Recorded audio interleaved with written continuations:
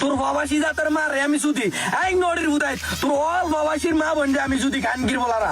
প্রথমে আপনাদেরকে অনুরোধ করব এই ভিডিওটা যত পারেন শেয়ার করবেন, কারণ গত এক সপ্তাহ ধরে আমরা বাংলাদেশের মধ্যে 3 জন টিকটকারকে দেখেছি যারা কিনা ভাইরালের নেশায় প্রবাসী এবং প্রবাসীর পরিবারকে নিয়ে কটূক্তিমূলক কথা বলে ভিডিও বানাইছে। সেখানে আমরা প্রবাসীরা এই প্রবাস থেকে শুধুমাত্র ভিডিও কন্টেন্টের মাধ্যমে তাদের মুখটাকে চুপ করতে পেরেছিলাম, কিন্তু তাদেরকে কোনো শাস্তি দিতে পারেনি। হ্যাঁ ভাই, আপনি সঠিক কথা বলেছেন। যোগ্য মায়ের যোগ্য সন্তান হয়। ওর মা হচ্ছে দৌলদিয়ার লটি, ও সেই লটির হচ্ছে সাওয়াল। সেই জন্য ও অল প্রবাসীরে এইরকম গালি দিয়েছে। ও যদি মানুষ হইতো তাইলে ও কখনোই আর একজনকে এইরকম গালি দিত না।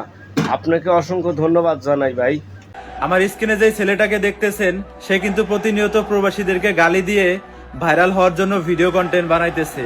সে সম্ভবত থাকে সৌদি আরবে।